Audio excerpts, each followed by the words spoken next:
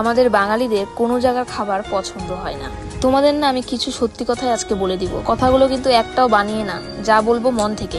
লাদাখে এসেছি, এত দূরের রাস্তা, অনেক পয়সায় খরচা হয়েছে। পয়সা খরচা হলো যে মজায় মজায় ঘুরবো, আনন্দে ঘুরে বাড়ি যাব, সেটা কিন্তু একদম না। ফোনে লাদাখের অনেক ভিডিও দেখতাম, এত সুন্দর লাগতো, ভাবতাম যে কখন যাব, গিয়ে ভিডিও বানাবো। কিন্তু জানো তো, কোনোদিনও ভাবিনি যে লাদাখে এসে এত কষ্ট করতে হবে, এত অ্যাডভেঞ্চার। সত্যি সুন্দর জিনিস দেখতে গেলে না অনেক কষ্ট করতে হয়। আমি ভয়েস দিচ্ছি, আমার না নিজের কান্না পেয়ে যাচ্ছে, কারণ খাওয়া দাওয়া না খুব বাজে।